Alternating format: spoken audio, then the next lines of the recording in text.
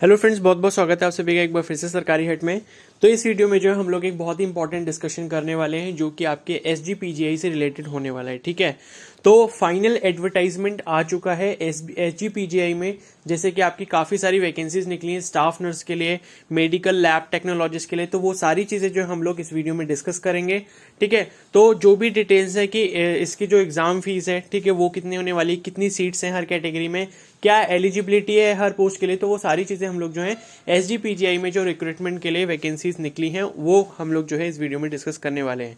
ठीक है, तो आप सभी से रिक्वेस्ट है कि वीडियो को प्लीज़ एंड तक देखना। और जब एप्लीकेशन फॉर्म स्टार्ट हो जाएंगे तो एप्लीकेशन फॉर्म कैसे फिल करना होगा, किन किन चीज़ों का ध्यान रखना होगा, वो सारी चीज़ें मैं आपके साथ डिस्कस करूंगा जब एप्लीकेशन फॉर्म जो है वो फिल होना स्टार्ट हो जाएंगे। ठीक है, तो जो भी इस चैनल पर नए हो उन सभी से रिक्वेस्ट है कि वो चैनल को जरूर सब्सक्राइब कर लें और बेल आइकन को प्रेस कर लें। ओके, तो ये जैसे कि पता है SGPGI यानी कि Sanjay Gandhi post graduate institute of medical sciences, ठीक है, ये आपका लखनऊ में है। तो यहाँ पर जो है रिक्रूटमेंट के लिए एक डिटेल एडवर्टाइजमेंट निकाला गया है। तो इसमें जो एग्जाम है वो आपका होने वाला है CBT यानी कि कंप्यूटर बेस्ड टेस्ट होने वाला है। ठीक है, तो बेसिकली उन्होंने CRT करा है कि computer based through online medium. Okay, तो ऑनलाइन जो है वो आपका टेस्ट होने वाला है। यहाँ पर जो पहले का जो एडवर्टाइजमेंट था, मतलब इसमें थोड़ा सा डिले हो गया क्योंकि ये ऑलरेडी जो है पहले से ही आ चुका था कि जो जनवरी 3 है तब से ये स्टार्ट होना था 2022 से, लेकिन कुछ मतलब कमी की वजह से शायद ये स्टार्ट नहीं हो पाया।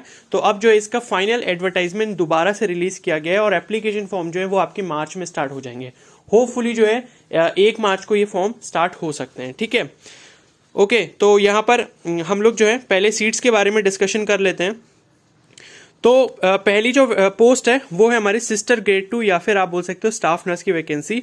तो इसमें जो टोटल पोस्ट है वो आपकी 252 है। ठीक है, जिसमें से अनरिजर्व की आपकी 115 पोस्ट है, EWS की 14 है, OBC की 42 है, ST कैटेगरी में से 1 पोस्ट है और SC कैटेगरी में आपकी 80 पोस्ट है टोटल।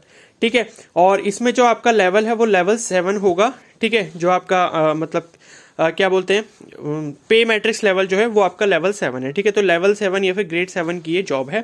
उसके बाद नेक्स्ट जो वैकेंसी है वो निकली है आपकी टेक्नीशियन इन रेडियोलॉजी डिपार्टमेंट के लिए। ठीक है, तो उसमें जो टोटल वैकेंसीज है वो आपकी 34 है।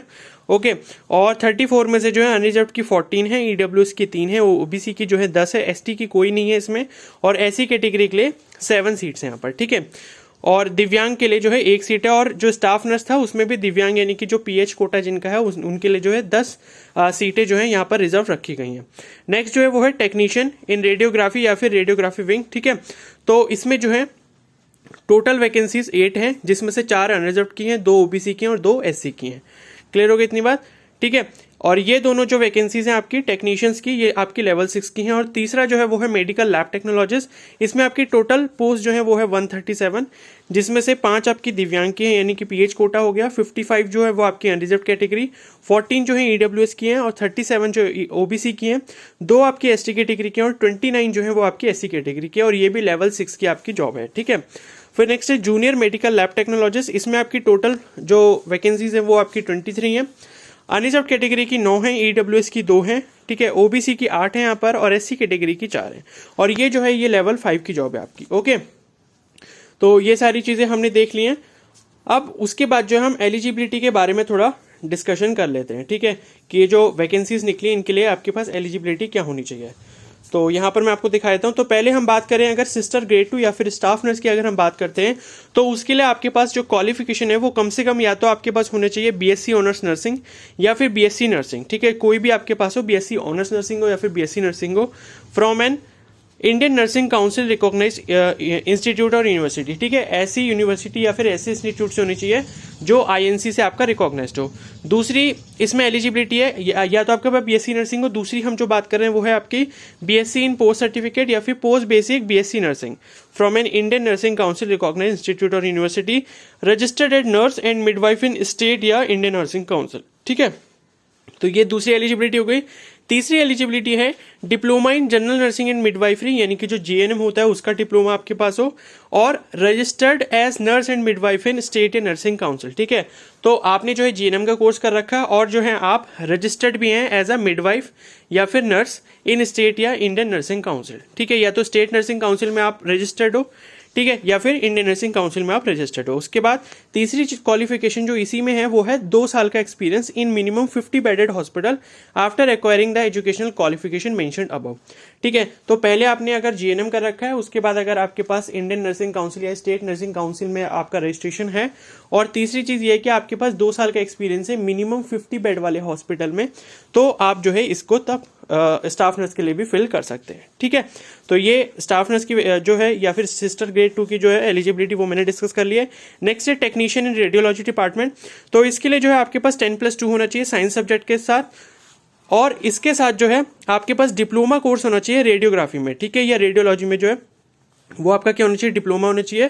और तीसरी चीज ये है कि 1 ईयर एक्सपीरियंस एज रेडियोग्राफर। ठीक है, तो आपने क्लास 12th कर रखा है, उसके बाद अगर आपने डिप्लोमा करा है तो अच्छी बात है, और उसके बाद जो है आपके पास कम से कम 1 साल का एक्सपीरियंस है, तो आप इस पोस्ट के लिए अप्लाई कर सकते हैं। तीसरा जो है वो है टेक्नीशियन इन रेडियोग्राफी या फिर रेडियोथेरेपी विंग। तो इसमें भी आपके पास 10+2 साइंस स्ट्रीम से होना चाहिए। उसके बाद जो डिप्लोमा आपने करा हो रेडियोलॉजी में या फिर रेडियोथेरेपी में, और उसके बाद जो आपके पास 1 साल का एक्सपीरियंस होना चाहिए एज अ रेडियोग्राफर या फिर रेडियोथेरेपी टेक्नीशियन। ठीक है, और एक और एलिजिबिलिटी इसमें दे रखी है, वो ये है कि अगर ये तीनों चीजें हैं तो तब भी आप एलिजिबल हो, या फिर आपने बीएससी ऑनर्स 3 इयर्स का कोर्स कर रखा हो रेडियोग्राफी में या फिर रेडियोथेरेपी में। ठीक है, फिर नेक्स्ट हमारा मेडिकल लैब टेक्नोलॉजिस्ट। तो मेडिकल लैब टेक्नोलॉजिस्ट के लिए आपके पास बैचलर्स डिग्री होनी जरूरी है मेडिकल लेबोरेटरी टेक्नोलॉजी में या फिर मेडिकल लेबोरेटरी साइंस में। ठीक है, from a government recognise university with 2 years relevant experience in laboratory attached with a hospital having minimum 100 beds. ठीक है, तो आपने जो है आपके पास बैचलर्स डिग्री होनी चाहिए मेडिकल लेबोरेटरी टेक्नोलॉजी या फिर मेडिकल लेबोरेटरी साइंस में, और साथ ही आपके पास 2 साल का एक्सपीरियंस होना चाहिए ऐसी लैब के साथ जिसका जो लैब अटैच हो आपके मिनिमम 100 बेड के हॉस्पिटल के साथ। ठीक है, फिर नेक्स्ट है जूनियर मेडिकल लैब टेक्नोलॉजिस्ट। इसमें आपका 10+2 होना चाहिए फिजिक्स केमिस्ट्री और बायोलॉजी के साथ या फिर फिजिक्स केमिस्ट्री बायोटेक के साथ, और 2 साल का रेगुलर डिप्लोमा होना चाहिए आपके पास मेडिकल लैबोरेटरी टेक्नोलॉजी में। ठीक है, और उसके बाद जो है 1 साल का एक्सपीरियंस होना चाहिए ऐसी लैब के साथ जिसके साथ एक हॉस्पिटल अटैच हो विद मिनिमम 100 बेड। ठीक है, तो ये सारी जो पोस्ट थी उसकी एलिजिबिलिटी की अब हमने बात कर लिया। अब हम बात करते हैं इसके क्या बोलते हैं एज लिमिट की। ठीक है, तो एज लिमिट यहाँ पर लिखी है 18 से 40 साल। अगर मिनिमम आपकी 18 है और मैक्सिमम आपकी 40 ईयर्स ऑफ एज है तो आप जो है इसको अप्लाई कर सकते हैं। ठीक है, अब हम बात कर लेते हैं एग्जाम फीस की। तो एग्जाम फीस यहाँ पर आप देख सकते हो लिखी हुई है। अनरिजर्व कैटेगरी और ओबीसी और ईडब्ल्यूएस की जो फीस होगी एग्जाम फीस वो होगी आपकी टोटल 1180 रुपीज़। ठीक है, जिसमें आपका 18% जीएसटी भी है, तो 1180 रुपये जो है इन सब कैटेगरीज के लिए होगी। साथ ही SC ST वाले जो कैंडिडेट्स हैं उनके लिए 708 रुपये यानी कि 708 रुपीज़ जो है वो इसकी फीस होने वाली है। ठीक है, तो ये हमने जो है फीस के बारे में डिस्कशन कर लिया है और सीट्स के बारे में भी यहाँ पर कर लिया है, और मुझे नहीं लगता कि इसमें और कोई चीज़ ऐसी इंपॉर्टेंट है जो अभी आपको बताने लायक है। ठीक है, तो हमने वैकेंसीज के बारे में डिस्कस करा कि कितनी वैकेंसीज है, रिजर्वेशन आप देख सकते हो कि किस कैटेगरी में कितनी सीट्स हैं यहाँ पर। ठीक है, और उसके बाद जो एग्जाम फीस के बारे में हमने जो डिस्कशन कर लिया। फॉर्म जो जब इसका आएगा तब मैं आपको इन्फॉर्म कर दूंगा, और फॉर्म कैसे फिल करना होगा वो भी मैं आपको ज़रूर बता दूंगा। ओके, ठीक है, तो बस यही सारे इंस्ट्रक्शंस वगैरह इसमें लिखे हुए हैं।